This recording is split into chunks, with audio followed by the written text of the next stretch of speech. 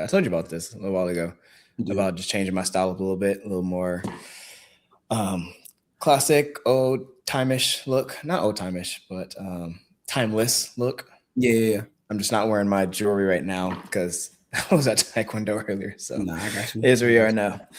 All right, but let's rock and roll. Let's do it. All right, so this is episode 3 of what I'm starting to kind of get a feel for the name of being Hybrid Connections. And so today's guest is a great friend of mine, someone I respect greatly. And without further ado, I'm gonna let him introduce himself, Mr. Tosin. Cool. First and foremost, Kason, definitely appreciate you giving me the time and opportunity to be up here on this podcast with you. But needless to say, though, my name is Tosin Adeoti. I am a certified group instructor as well as a certified personal trainer. My business and my brand is called Kinetics Training. The reason I named it Kinetics Training is simply because I believe in moving the body, right? I always say that motion is lotion. I believe that, an improved quality of life. Right, funny one, right? I believe that an improved quality of life is really what a lot of people should be training for, so that we can use our bodies as long as we want to use them and however we want to use them. But you can find me on socials at Trainer Toast, Trainer, and then TOS, and that's any social platform. But otherwise, though, man, that's who I am. I love that. See, it's kind of not weird, but newer for me because everyone else I've made their introductions for them. And so to hear someone else kind of say their own introduction gives me a better perspective. One of my good friends, she was saying like, Tosin, like you need to sell yourself. You need your 30-second, you need the intro, you need the somebody ask you right now, like, what do you do? What are you gonna say? And I was like, all right, let me practice. So that was my goal. But I think it was pretty solid. Have you been to like more networking meetings to just be able to practice that and kind of get a feel for it? Not as much as I would say that I would like. However, though, it's more like an interpersonal thing. So conversation to conversation, I'm meeting somebody new and, given the opportunity and it feels right, I'll work on that pitch, right? Even just today, I think you actually commented on my camera when I posted about it. I think probably a few months back, you were like, bro, like another side quest or like another business, like what are we doing, And literally just what it is, another side quest. But I talked to him today, I asked him about what he does. He asked me about what I do. And he kind of gave me some game. I gave him some game. And I mean, it's the nature of the network, right? Like really just talking to new people and just connecting. So, we follow one another. I literally already have a couple things I'm excited to try. And hopefully, they'll elevate my my product. So what's essentially the goal when it comes to I don't want to mispronounce your brand's name. Say it for me one more time. So definitely newer. So definitely don't feel bad, right? I know previously before people or I was marketing it as Kinfolk Kinetics, right? I needed something that was going to be a little bit more punchy, right? A little bit more of a one-liner. So right now, again, like I said, I rebranded it and I launched it as Kinetics Training, right? KXT for short. So I'm gonna let KXT cool, right? I'm gonna let people refer to it either way, but Kinetics Training, KXT for short. Yeah. So with the brand right now, what are you looking to accomplish with it? Because obviously you're networking, you're going around meeting people. What's the intention? Like, what are you saying to them that makes them buy into your own brand? Okay. What I'm saying to people that specifically my target market, right? I'm working with women that are anywhere between their 20s to 50s. And what I'm saying to them is what I personally believe and what I personally preach, being that, a quality of life is the best life. And we're not training I don't train to be a bodybuilder. I don't train to be a power lifter. I don't train to be a marathon or anything like that. It was a little bit of what I was saying before in that introduction, being that, I train simply to do what I want to do as long as I want to do it. Right. So if you want to be a martial artist, if you want to be a marathoner, if you want to be someone that does CrossFit or whatever the hobby or the profession may be, I want to go out and do it, and I want to do it at a high level. And that's the reason that I'm training. So for me, I'm a very big person. I'm a very big believer in lead by example. Yep. And I definitely believe that you're one of those individuals, which I respect that aspect of you. And I know recently you just came from a race. The Netherlands. Yeah, yeah. Yep, yep, How yep. was that? First of all, start from Bro, there. man, every time somebody asks me about this trip, and it's funny because I never told you, so all of this is going to be a genuine live, reaction. Anytime someone asks me about this trip, I tell them that quite literally it was a movie. Like, I could not make up any of the things that happened. It was trying, it was a tribulation, it was a learning moment, but all in all, in the same time, I really enjoyed myself while I was out there. So to make a very long story short, because we were out there for 9 days total, brother, all of my flights got delayed before we were on the way there. Jesus Christ. We were supposed to land and get there around like 4:00. We didn't get there until like 6:30, right? So I checked into my hotel around like 6:30, 7-ish. Our bags got delayed by 3 days. So we landed on Wednesday. I did not get my bag until Saturday. Right? Somebody's catching. Rookie mistake. I didn't pack any of my shoes, clothes, anything like that in my carry-on. Everything is in my check-in bag. So I mean, bro, I got a laptop, a camera, some chargers to my name, and like the clothes that were on my body. So long story short, I unfortunately had to miss the race. I was pissed about it. And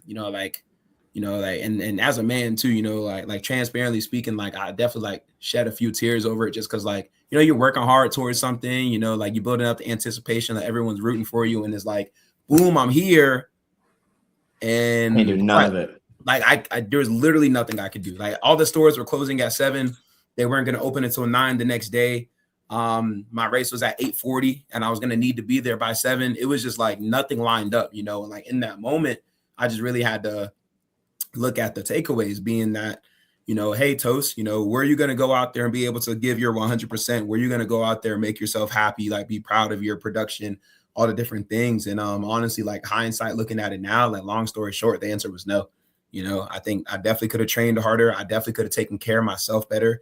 I went out there and I was probably feeling around 80% as in comparison to, really wanting to go out there feeling like 100%. And it was just more so one of the things that, I signed up for and I was going to do it. And prior to missing it, I was really just only content with, let me just finish the race. That'll be good. It's my first time. And I think that was honestly a counter belief to the way that I was taught when it comes to being an athlete, when it comes to being a competitor, being that anything that I partake in or anything that I involve myself in, I'm aiming to be the best, right? I'm aiming to go out there and place. I'm aiming to go out there and represent well and really just make sure that I make myself proud at the end of the day. So like I said, a lot of takeaways from it. I appreciate the kind words, hindsight prior to, even asking me about it. But I mean, yeah, bro, that was the experience, man. We enjoyed everything afterwards. We got our clothes finally. We did the whole 9, got in a lot of steps, ate a lot of food, and felt like a local before I left for sure. Well, at least you got to experience the Netherlands out of all things. Yeah. But there was one thing that you kind of threw in there, which is going to be a little off topic because I know we have a little agenda ahead of us. But one thing I don't get to talk about a lot of, but I think it would be a great conversation with you is, you're mentioning like being a man and how, you had this anticipation, you built it up, you had to shed a tear just because things didn't go accordingly. And I know nowadays it's not really talked about a lot. It's just the fact that being a man, especially in today's nowadays, it's very different from what it might have been years ago. Right. But what do you feel like in terms of that build up that most people don't get to see behind closed door for being a man? Like I know for me personally, how do I phrase this in a way that sounds harsh to anyone else, but for me, I was really thinking about this a couple of days ago. It's like the world is hard. It's going to be a very demanding place. And for me as an individual, I've accepted that. Right. To everyone around me, they say, oh, it shouldn't be that way. But at the end of the day, the real, I also don't think anyone cares. Like in terms of, I don't think they care of the hardship. Like they say they care, but I don't think anyone actually cares of the hardship that men go through. They don't, bro. On a day-to-day basis. They don't. Or just in life in general. They don't. And to add to your point, there's a few things, man. I was actually just having a conversation with one of my coworkers, and he was actually saying the same thing. Like, Toasting, it's hard being a man. And I'm going to start off with a little bit of premise before I dive into anything that I'm going to say. Yeah. It's hard Premise being needs to be made. right. It's hard being a woman, right? It's hard being a Correct. mom, and it's hard being an adult. Anything that fits under the umbrella, right? However, I'm going to speak specifically to the men right now when I say this, being that you know, quite frankly, when it comes to being a woman, if you fail and fall on your behind, someone's going to be there to scoop you up, right? If you're a child, you fall and you fail, someone's going to be there to scoop you up. As a man, bro, you got you and you got your higher power. That's literally it, and people tell you that they're there for you and all the things, they may be there physically, but in the ways that you actually probably want them to be there, they're not there for you. And not because they don't want to be there for you. I just don't think that like circumstances in society like really allow for them to They just can't be there. like it's literally a solo journey. It's meant for you to go through that alone. So I say that to say, to the point of you bringing this up, two things that I think, in general, not that you asked, right, but I'm just expanding on the point. No, it's One, right, one being that, men need to normalize feeling again, right? I definitely think we need to normalize feeling the emotions instead of bottling them up, pushing them away, not really acknowledging them, or really just stuffing them down, right? That's the first thing. I think we need to normalize acknowledging them. And then secondly, I think we need to normalize feeling them as well, right? I like to consider myself a very emotionally intelligent person. It's kind of funny because it's contradictory, right? I tell myself, or when I talk about myself, I tell people I'm not patient at all. I'm the person, I'm at the stoplight, I'm in a line, I'm like, bro, I'm ready to go. Like, I'm not trying to nothing, right? However, though, again, on the contrary, my girlfriend, whenever she talks to me, she tells me, she's like, you're so patient with people, right? Like you're so, you take your time, right? You wait, you give people the benefit of the doubt. And I just think it's funny because, again, like, I think the contrary to that. But I say that to say, though, we need to go through those emotions and feel them so that we can move on from them, right? Yeah. So even in me, like I said, shedding a few tears over missing the race, right? Like, to give a quick recap of what happened, like, my girlfriend was more emotional than me, funny enough, because she felt bad that I missed the race, and she's, basically bawling, and I'm like, it's okay, like, it just wasn't meant to be. And then, after comforting her, that could be a moment where, hey, right, like, she's emotional. The last thing that a man needs to do is be emotional alongside with her, right? So I think the entire situation is funny, being that it wasn't until, bro, like 3 a.m., bro. She's way past asleep. She's the world is quiet, it's silent outside. The lights are off, and like, I'm just up because first off, the time zone switch, and I'm sitting there and I'm thinking, bro, like, everything just hit me, like financials hit me, like life goals hit me, the race hit me, and everything, and I was just like, as I felt it coming gone, I had one or two options, right? And it was like, fight it or just like go along with it. And I went along with it. And I said, all right, Tosin, you're a human being. You're allowed to feel. So, I let the emotions in. Like, I shed a few tears over it. You know what I mean? Like, I just sat in it for a moment. And after I sat in it, this is where a lot of people, I believe, get stuck. I brought myself out of it, right? I started to think about the next race. I started to think about, the split that I was going to make when I got back. I started to think about, how I needed to work on my running, etc. Right. So like, the entire process in general, being the acknowledgement, being the feeling, and then being the moving on from it, is a process that I think men in general just need to get better at, for sure. Do you think that's currently, because there's two parts of this. There's one part where people say men are not emotional at all, but there's another part that say men are overly emotional. And so, do you think there's a point in which men right now are being overly emotional? And I say that by saying we.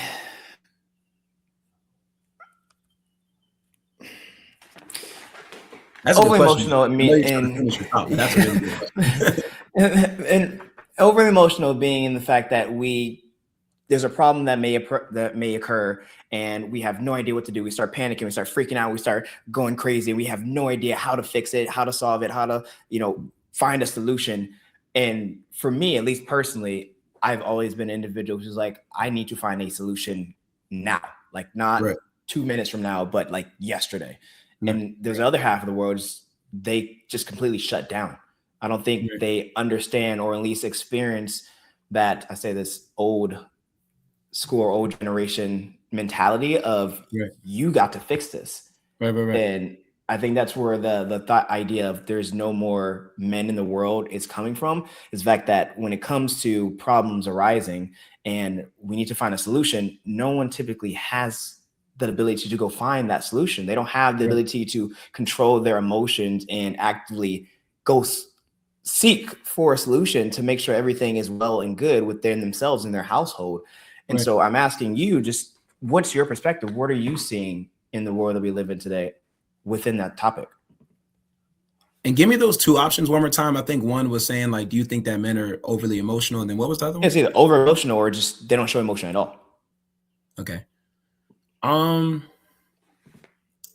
I'm gonna try my best not to do this. I always tell people that, like, I always play devil's advocate, so I always pick like the middle rather than like left or right. Yeah. So I'm gonna say right now that, you know, if I had to pick where men are, I'm gonna say that majority of men are probably just not emotional, period.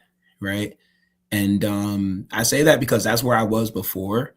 And I wasn't really an emotional individual. And you know, like, you know, I think I'm an outlier in this sense, you know, but a lot of people normally talk about their exes and this, you know, F her or da da da da da, whatever. And like, you know, I'm not really that person. I honestly always tell people that, you know, my ex taught me a lot of things about myself, right? And I learned and I grew from that relationship. And one of the things being that I was not expressionary at all of my emotions, right? Like she was always trying to figure me out, and I never, you know, would get what was on my mind off of my mind. I would never really speak up. And you know, that's one things that I really pride myself on now, being that if I have a problem, you're gonna know, right?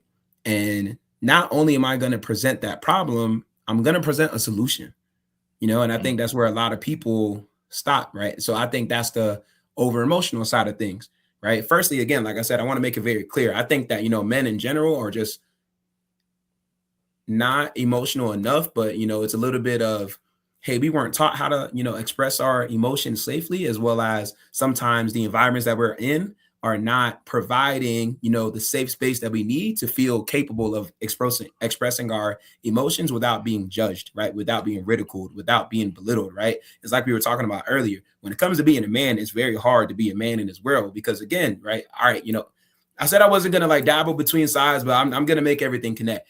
I think on the contrary that, you know, sometimes when we do express our emotions and we do, you know, express our standards of what we need out of a woman, sometimes somebody would say, oh, you're sassy, right? Oh, you're over emotional. No, baby, I just know what I want.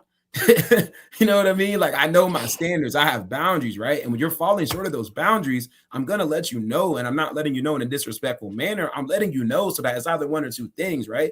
You know, and when it comes to relationships in general, again, this is all sidebar, y'all. This is banter, but we're going to address it while we're here, back right? on topic. We're going to address it while we're here.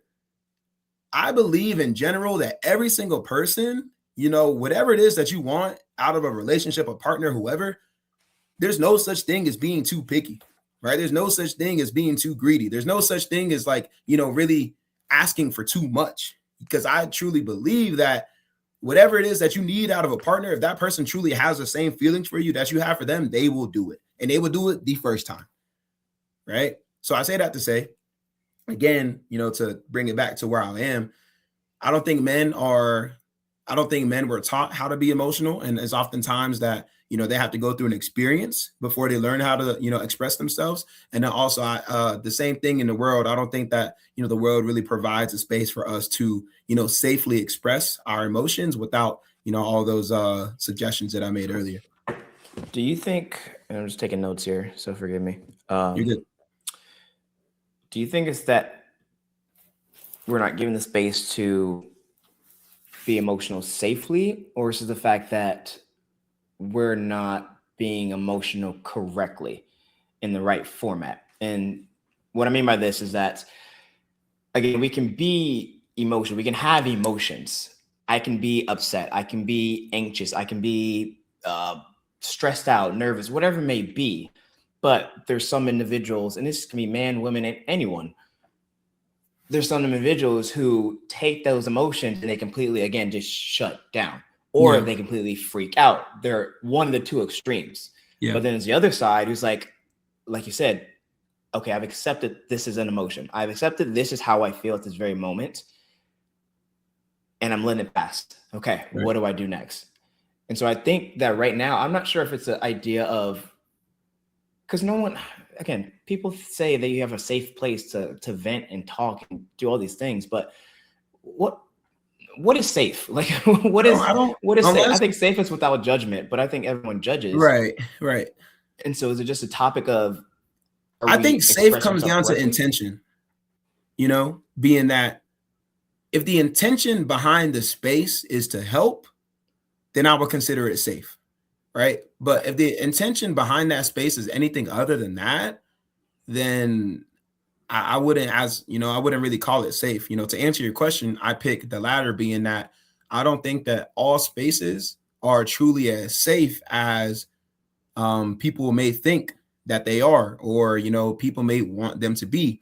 I think a lot of work goes into curating a space that is truly safe and making sure that people feel seen, people feel heard, people feel felt, and that it takes some work to get there, right? So again, if that's not something that has really been honestly like put to the test, it's been like put through the ringer, it's been vetted, right? Like it's more times than not probably falling short, of what I would deem to be safe. On the other side of things, and this is not my main point, this is just my rebuttal to my point, being that I don't think that a lot of people know, properly how to feel, right, or how to express those emotions. And because of that, right, that's why the space may turn hostile, right? That's why the space may turn, judgmental, just because the person didn't express their emotions in the most neutral or the most safe way possible.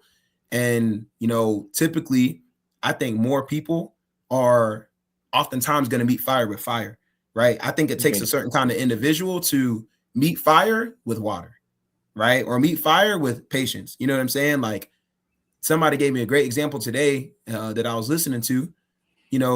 If you cut me off on the road, Kason, I don't know what you have going on, in your day, but you cut me off, and that's all I know. I'm pissed. You know what I mean? I'm upset immediately, right? It's fire and fire. You know what I mean? Like, that's all it is. Cool. If I cut you off, Kason, same thing probably. You're going to be upset. However, though, you don't know that, Kason, bro, I'm running late to this appointment and I'm about to miss my turn and I got to get to this exit.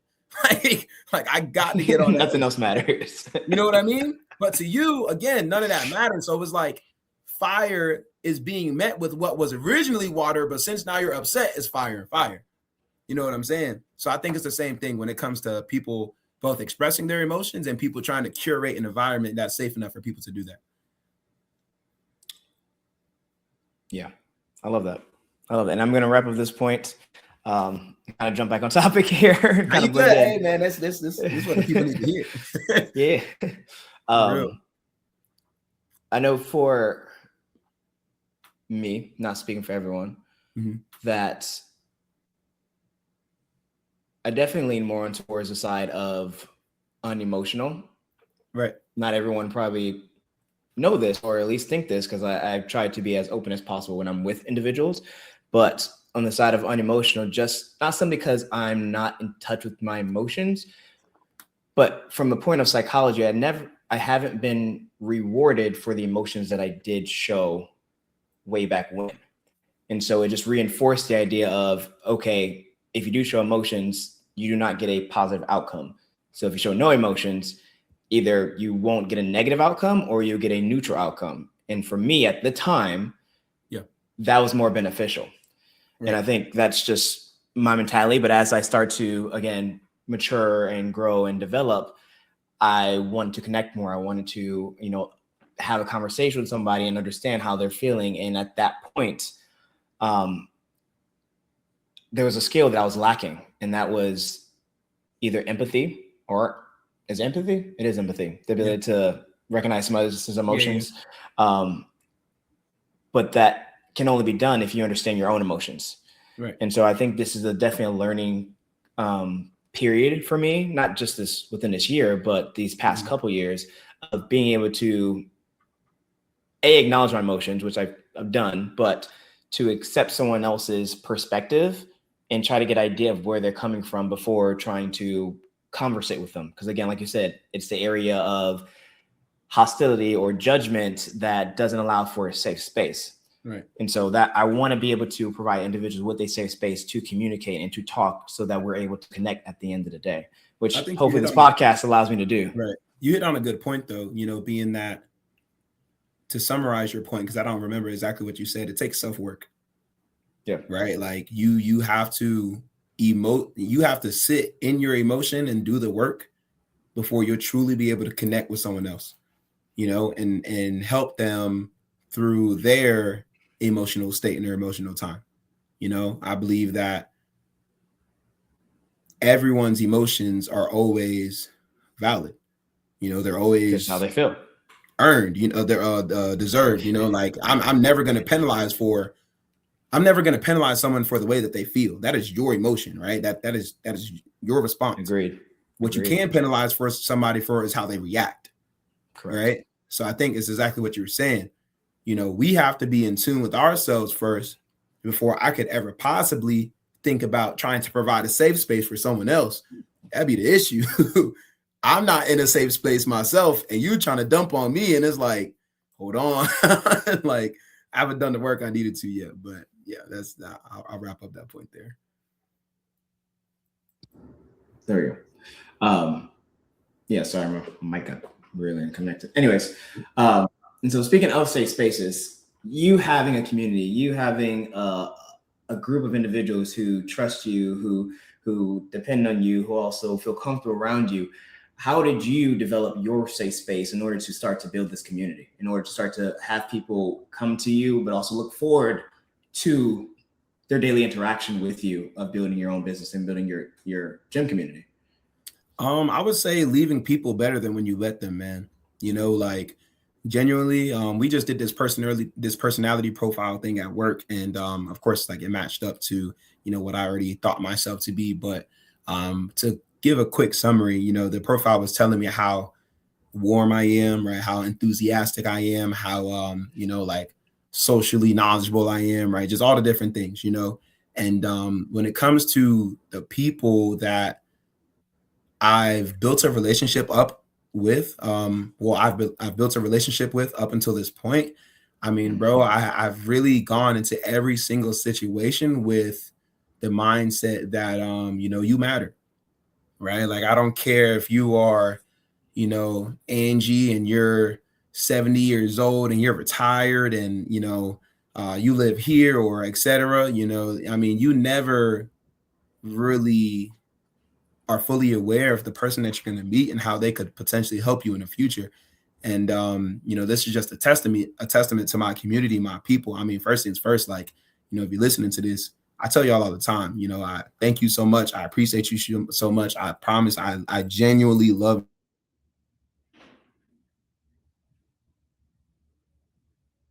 now, like genuinely everyone I've met from then up until now has played such a huge role in my development as, a professional, as well as a human being, as well as just like a leader. You know what I mean? So when it comes to my community, man, I really believe that I've been able to make the impact that I have simply because I care about them, and I treat them with the mindset that you matter. People don't have to tell me about their injuries no more than maybe 2 times.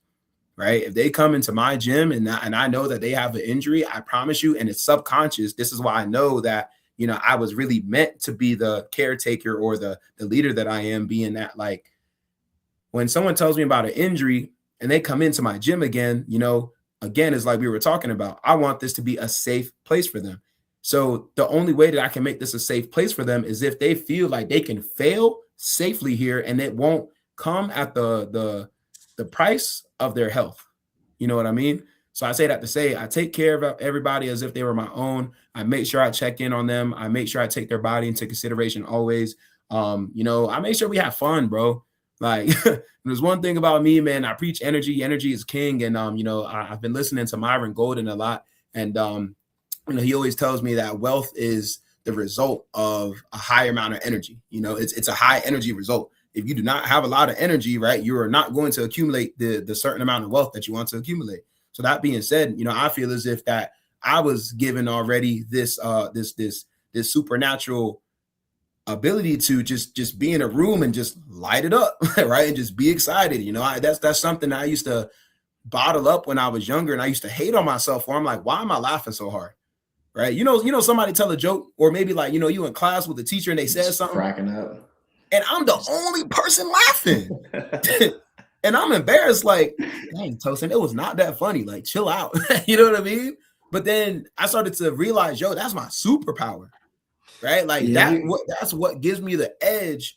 And I noticed it training, right? That's what gives me the edge when in comparison with these other people, being that I care about people, right? I'm very educated and I'm very much so a professional in my field, and my energy, there's not too many people that's going to match up when it comes down to it, right? So understanding that, bro, I mean, it was just like somebody just added gas to the fire, bro. I'm like, oh yeah, I'm hot. You know, I'm hot. And the track record, man, you know, like genuinely, I think I've only, like, in these 5 years, I've only gotten like one bad review, and like, I ain't gonna go into the bad review, but you know, you fair. Karen, that's all I'm gonna say. You know what I mean? But other than that though, bro, like, it's only been good experiences. This reminds me of a quote that says, you know, the greatest skill a person can have is to be in a good mood for no reason. And I think that you just touched on that, to just be able to, everyone's going to have their good days, everyone's going to have their bad days, but your ability to put on a smile and to be positive and to put energy into a room of people who may not have energy themselves is a skill on its own. That's how you be able to grab the attention of the people you're looking to attract, and just be able to make their day. Like the least you can do is make their day, put on a smile, make them enjoy the day that they're having. Because there's a lot of negativity. There's not a negativity in the world. There's also a lot of negative people in the world. And to be one of those, who is it helping? At the end of the day, who is it really benefiting? It's not benefiting me. I can't have negativity around me. It's literally like, I can't have negative people around me. If you're around me being negative, I immediately tell you, you gotta go. I'm sorry. You gotta step away. That's what I'll be saying. You cannot be around me. Like, you out, like, go from here, bro. Yes. Go. Holy water. Just press. For real. Don't make me anoint you real quick. For real, yo. It's like I'm trying to go somewhere. I'm trying to do something big. I want to be around people who are trying to win, who are trying to do better, who are trying to grow. Because there's a lot of people who are going to try to pull you down. And I'm not going to be one of those. I wouldn't want you to be one of those. And I don't want you to try to make me one of those by being negative into my space. Right. And so I appreciate people like you because, again, we connect and we vibe. You my boy, man. You my boy. Like, y'all, like, the background. Me and bro went to the same high school, right? And it's like passing each other in the hallways and, you know, just a familiar face. Like 3 years later, we end up on the same performance team for Taekwondo. And I'm like, it's a Spider-Man meme. Like, bro, like, I know you. like where I know you from? It's like, you went to Millbrook? He's like, yeah, I went to Millbrook. I'm like, that's crazy. And it's funny because I always told myself, oh, I know everybody in Millbrook. My ignorant self. I did not know everybody in Millbrook, right? But yeah, man, you know, you're one of those people where, and I think people should take note of this also. This is what I always say. There was no effort put into it, but I say that in the most kindest way possible, right? The conversation, the quality time, the memories, like, I did not have to go out of my way to fabricate something that wasn't already present, you know, like the entire team, you know, the vibe, the energy, the community, the laughs, the everything. It was like, wow, like, we were meant to be connected, right? like we were meant to be in the same room. So, yeah, bro. You know, kudos to you. You know, like, I know you give it to me, I'll give it right back to you, though, bro. Like, appreciate you, man. You're definitely an asset. You know, you're definitely somebody that I believe a lot of people should be connected to, for sure. I think it's a rare occasion that maybe it is a safe space. Maybe it's the environment that I was in, of people who get to see different aspects of me. Because I know you guys, we've performed, we've been in an Airbnb. You got to see me either daytime, nighttime, Right. There's different perspectives. There's high energy. There's very calm and chill and relaxed. There's different aspects of my personality that most people don't get to see. And again, maybe it's contributed to a safer environment, safer space of people who understand what we're trying to achieve, which is something great and amazing. And at that point in time, entertaining.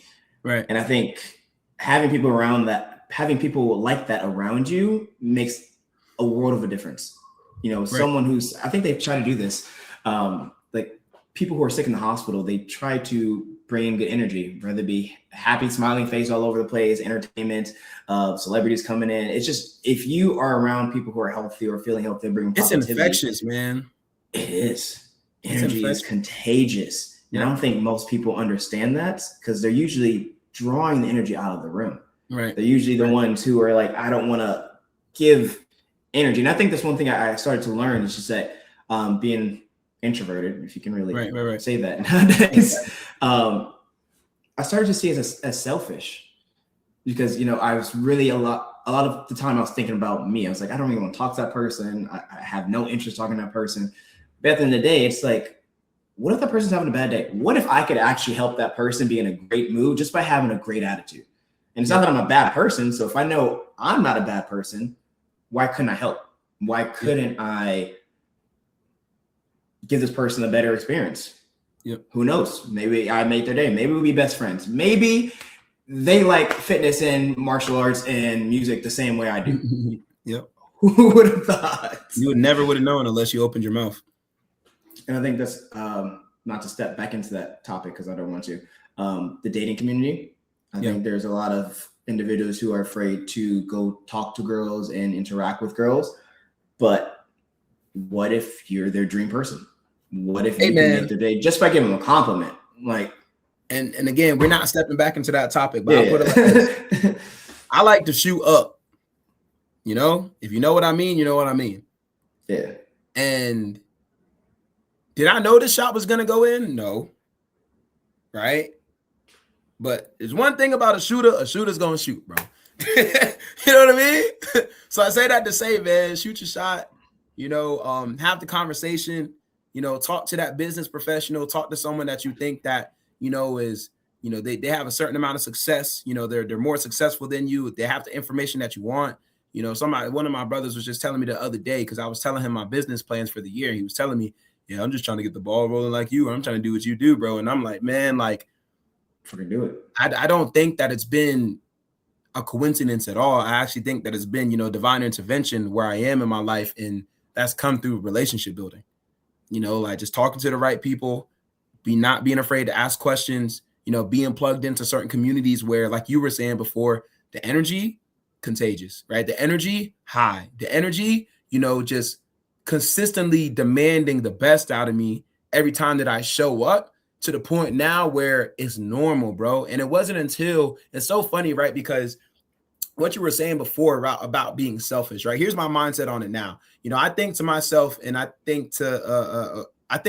excuse me, why isn't this person happy? Why isn't this person looking at the good? Why isn't this person, you know, capable of, you know, being on the opposite side of where it is that they are? And the thing is that, you know, there's so many different factors that go into it, from, you know, childhood, from environments, from religious faith, to just a lot of different things. And, you know, I'm going to tap into this, being that is one of the uncontrollable things that myself, that you, that these people probably listen cannot control, right? I cannot control your childhood. I cannot control what this person eats today. You know what I mean? Like, those are not the controllables. The controllable is, how does Tosin carry himself when I walk in a room? Right? The controllable is, you know, what is the tone and the energy and the standard that I'm going to set when this person meets me? And that's what I carry into the gym.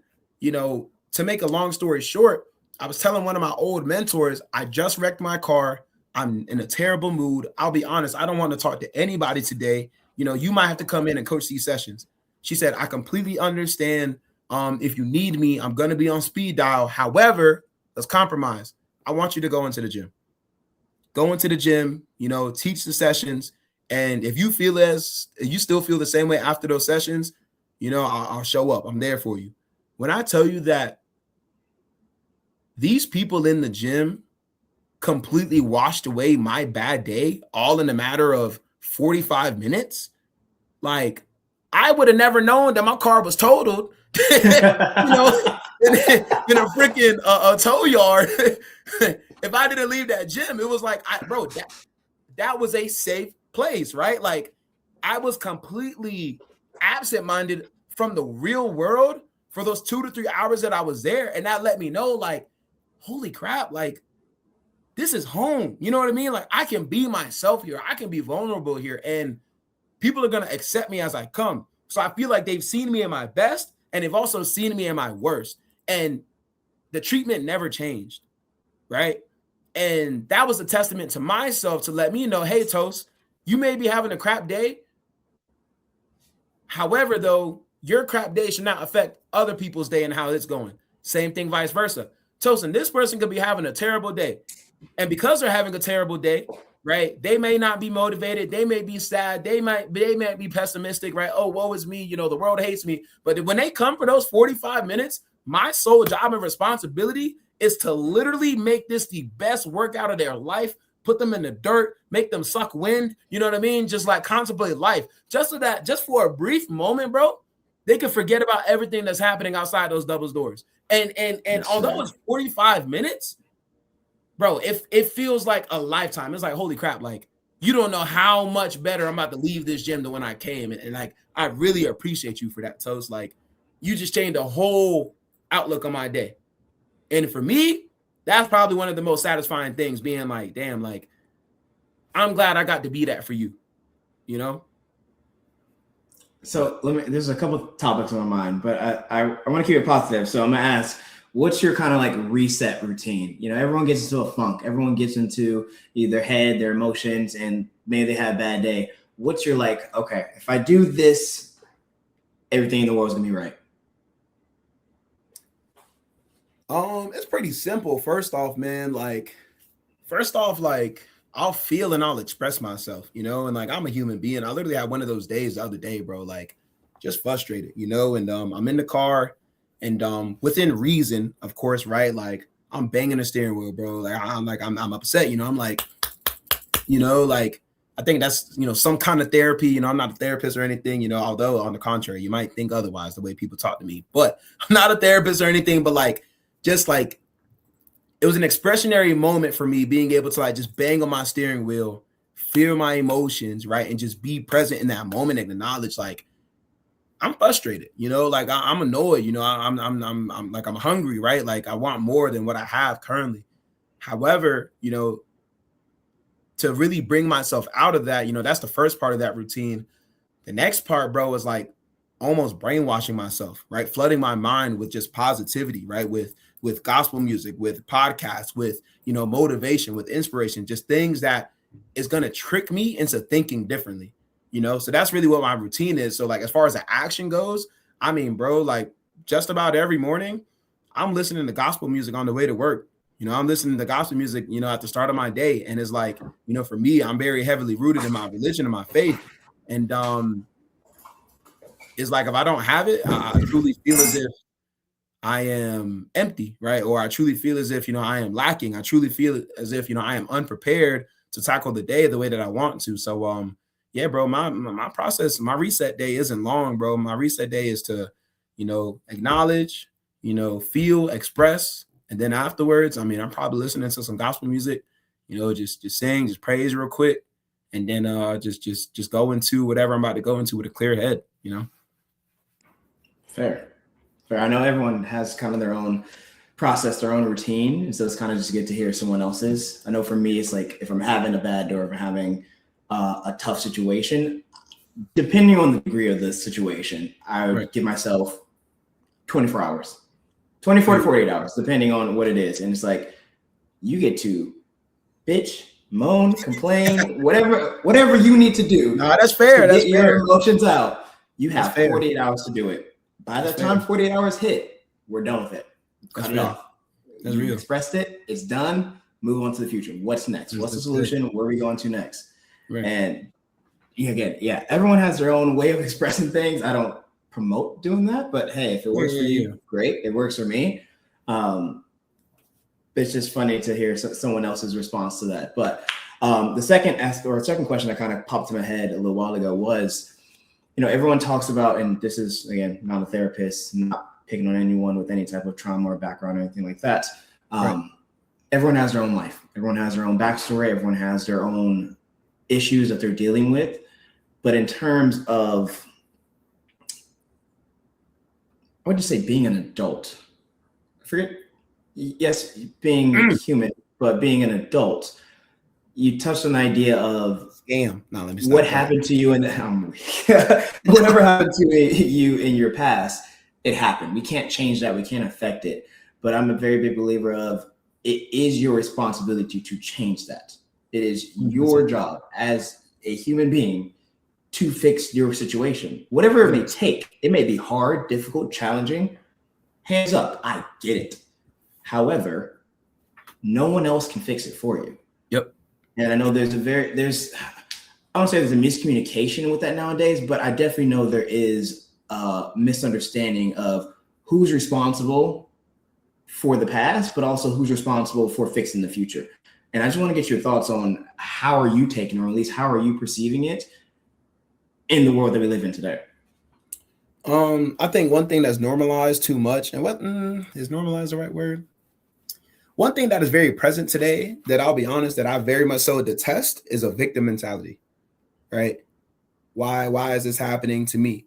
Why is it always me? Oh, of course this happened. Oh, I can never do this. I can never do that. I'm like those kind of people and that mentality. I mean, my skin will crawl, bro. Like I'm like, you need to be 100 football fields away from me. Like, like, please go away.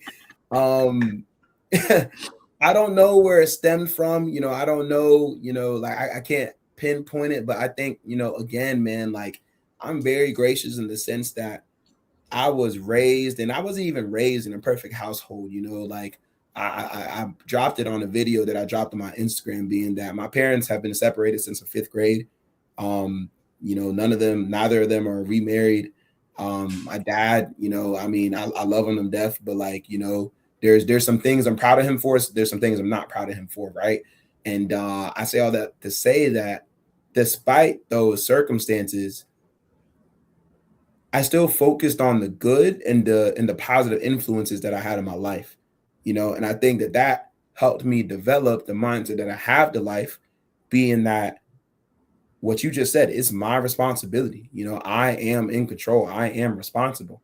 And two things that I want to bring up to solidify this point, being that one of my high school coaches, shout out to him. I mean, I always bring him up when it comes to my career because he taught me what it is to be an athlete. Like there's not too many people that can make me cry, but this is a grown man that brought me to tears, bro. And I mean, like he didn't do nothing but just say words to me. And I'm talking about, I'm shaking, like I'm boiling hot. And I'm mad. And on top of that, I'm embarrassed. Like I'm in front of all my boys, like the football team, he calling me some names. And I'm like, oh, no. You know what I mean? But in that moment, though, I retaliated and I made the next play. And for me, it was a turning point because I realized this is the switch that I need to turn on in life. Being that, all right, Toast, yeah, you might be broke. Yeah, you might got denied from that job. Yeah, you might got rejected. Yeah, you might have just got injured. Yeah, your business might have just failed. However, though, are we going to sit in it, right? Or are we going to get mad? Are we going to turn it around? Are we going to lock in? Are we going to, and I think that's what a lot of people miss, being that they're not able to flip that switch and really, what they call, get into flow state. Get in the mode and truly just go make something out of nothing, man. I'm not perfect. I'm nowhere near the goals that I have set for myself. However, though, when it comes to controlling the past and the future, I look at my past for the sake of acknowledgement. I don't look at my past for the sake of, reminiscing and living there. You know what I mean? Like I acknowledge, Tosin, this is where you were. This is where you are now. Give yourself grace. That is the reason I look at my past, right? I'm very ambitious. I'm very driven. I have, outstanding goals for myself.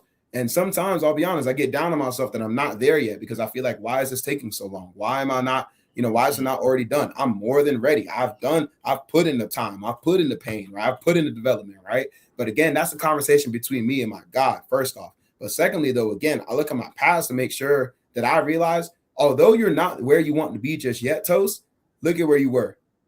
Pat yourself on the back. Second thing, as far as the future is concerned, this is more so advice to people. And just to give premise, I tap into, or I talk about mindset and personal development and life the way that I do, because I believe that, the transformation has to happen here before it can ever happen here. Right. That's what my brand is built upon, being that, yes, we're going to get, the waist snatch, butt big, fellas, we taking the shirts off, we got the 8-pack, whatever. Right. The results are not a question. That's coming. But that result only comes from changing here. If I can't turn you into someone that has the kill switch or the mindset of an athlete up here, we're not going to get close to where we need to here. Right. So I say that to say, my advice to people is to operate from your future self. I got that from Myron Golden. Your future self that, has the Lamborghini, that's in a penthouse, that is more than wealthy, that is retired, that's living a lifestyle that they live. They're not pouting right now. They're not soaking right now. They're not depressed. They're not, oh, it's me. Life is all. They're not doing that right now. Right. They're probably worried about the next dollar. They're probably on their way to church. They're probably on the way to the gym. So instead of focusing on the past or even the present, what I've been doing is, all right, Toast, to give some context, stop charging people the prices that you believe that they need to be charged now, and charge people the prices of the value that you're going to have within your gym, right? I'm charging them for where I know that I'm going and not where I'm currently at. If you charge people for where you're currently at, you're going to stay broke, right? Because now it's, oh, I know life is hard and this, and this, and you got this. I'm be honest, bro. I'm going to be honest, sis. I'm tapping the trainer Toast. I'll be honest. Your problems do not make you special. Everyone has the same problems. I don't care, right? Sorry, not sorry. What makes, right, your problem special is you, because you're the one going through them, right? Kasan's problems are unique to Kasan. And because of Kasan and who he is, that's why they're special. My problems are unique to me and what I have going on. Because of who I am, that's why they're special. But the problem themselves are not special, bro. So when people get down over the problems and they're in a rut and, they're complaining, whatever, I don't understand, because I'm like, yo, like, me too. You know what I mean? It's not just you, bro. It's not just you, sis. Me too. So again, man, operate from where your future self is at. Operate with your future self's belief system, and lock in, man. Go hard, like turn up, do what you need to do for real. We had a long list of topics that we were going to cover in this quick conversation, but I do like the topics we actually did cover. And so we definitely have to pick this up when we do another episode. You good. Yeah. But I do want to end off with picking your brain for a bit for you. And I've asked this to everyone else who's been on. If you, let's say knock on wood, when you're dead and you were able to leave one message to the people, whether they're listening or not listening, your future kids, family, whatever it may be, what would you want to tell them? What would you say to them? I would say that, how people bring up love languages, right? The love language of God is service. I truly believe in, and this is one thing, I do a lot of personal development. One thing that I always hear is problem solving. The one thing that I always hear is serving. The one thing that I always hear is giving back to the next person, right? You can't be focused on the income. You have to be focused on the impact, right? Tosin, what is it that you want to do before you go away? Bro, I want to impact as many people as I can, both here, both internationally, both on the internet, and make sure that, my legacy lives way longer than, my name, you know what I mean? So I say that to say, service is the love language of God, bro. And if you're not living a life where you're serving the next person, you're not really living a fulfilled life. That's my personal opinion, bro. And that's why I'll tell someone, you know, before knock on wood, you know what I mean, I will depart. Appreciate that, Tosin. You know it. Awesome. Well, we'll wrap up here. Tosin, I appreciate you for taking time to speak with me for, at this point, an hour, which we can literally, I promise you, we can probably go another 2 hours. I saw the agenda. It said 30 to 60 minutes. I was like, man, I don't know that you put that 30 minutes up there. Like, yeah, I'm keeping it short for the near future, but long term, I do want to do some long. Yeah, man. For sure. I definitely think that you know, both you and myself definitely said some things of value for sure. So I think the hour mark is perfect, and you'll definitely have a good amount of things that you can chop up and you know, you can post or you can send to somebody, whatever it is that you're planning to do. But you know, I appreciate you, bro. You know, like to give it back to you, man. You're a man of many talents, whether it's kicking, it's flipping, if it's studying, you know, it's running, it's calisthenic, you know, like, you know, I see a lot of myself in you, and I don't say that lightly just because, you know, I talk to Trey. I definitely view myself very highly. You know what I mean? So I say all that to say, you know, bro, kudos to you, flowers to you, bro. I feel like, you know, anything it is that you set your mind to or anything it is that's on your agenda, you're going to make sure you execute, and you execute very well. It's like I said, bro, I never heard of StreamYard until today, and you're sending me agendas and invites and, you know, all the different things. And I'm like, this is how a K-Son that is living the life that he wants to live is carrying himself. Right. So again, I definitely urge you to just keep going, bro. Keep doing your thing. You know, I love to speak life into people. So whenever I get the chance, you know, that's what I'm going for. But yeah, bro, kudos to you. Like I said, flowers to you, man. You know, you're one hell of a guy. And you know, if nobody's told you today, bro, you know, I'm proud of you, bro. For real, bro. Always. Appreciate it, Tosin. Always. Well, you know, that being said, we'll finish up from here. Tosin, I'll see you in the next one. Appreciate you. All right, y'all. I'm out. Thank you, guys. Bye.